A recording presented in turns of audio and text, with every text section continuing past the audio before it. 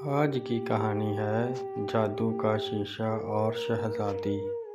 بہت عرصہ ہوا ایک ملک پر بادشاہ حکومت کیا کرتا تھا۔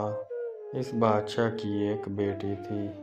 شہزادی بہت خوبصورت تھی۔ اس کا نام ہما تھا۔ ہما ابھی چھوٹی سی ہی تھی کہ ملکہ کا انتقال ہو گیا اور بادشاہ نے کچھ ہی دنوں بعد دوسری شادی کر لی۔ بادشاہ کی دوسری بیوی بہت خوبصورت تھی اور وہ تھوڑی سی مغرور بھی تھی۔ نئی ملکہ کے پاس ایک جادو کا شیشہ بھی تھا۔ ملکہ روزانہ صبح اٹھ کر تیار ہوتی اور جادو کے شیشے سے پوچھتی، شیشے شیشے ذرا یہ تو بتاؤ، اس دنیا میں سب سے خوبصورت کون ہے؟ شیشہ جواب دیتا، بے شک ملکہ عالیہ، آپ ہی سب سے خوبصورت ہیں۔ یہ جواب سن کر ملکہ بہت خوش ہوتی۔ وقت گزرنے کے ساتھ ہما بڑی ہوتی گئی اور اس کی خوبصورتی میں بھی اضافہ ہوتا گیا۔ ایک روز ایسا ہوا کہ ملکہ نے حسب معمول جب شیشے سے پوچھا کہ سب سے خوبصورت کون ہے تو شیشے نے اس کو جواب دیا کہ ملکہ عالیہ، بے شک آپ سب سے خوبصورت تھیں، لیکن اب آپ کی سوتیلی بیٹی ہما سب سے خوبصورت ہے۔ یہ جواب سن کر ملکہ عالیہ غصے سے آگ ببولا ہو گئی۔ اس نے اپنے خاص ملازموں کو بلا کر حکم دیا کہ شہزادی ہما کو دور جنگل میں لے جا کر قتل کر دیں۔ ملازم ہما کو لے کر جنگل چلے گئے۔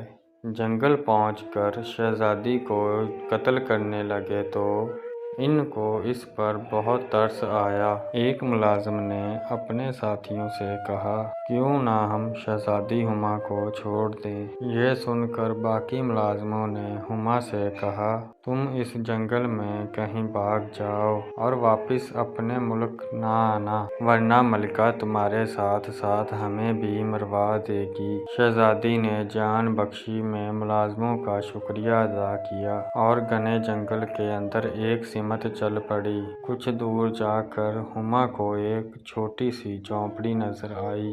ہما اس جھونپڑی میں داخل ہو گئی۔ اس نے اندر جا کر دیکھا کہ گھر میں کوئی بھی موجود نہیں تھا۔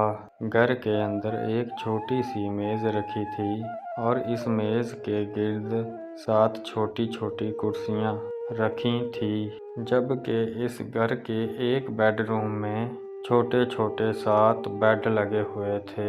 شہزادی وہاں لیٹ کر سو گئی۔ کافی وقت گزرنے کے بعد شہزادی ہما نیند سے بیدار ہوئی تو وہ یہ دیکھ کر حیران رہ گئی کہ 7 چھوٹے چھوٹے آدمی اس کے گرد کھڑے اسے دیکھ رہے تھے۔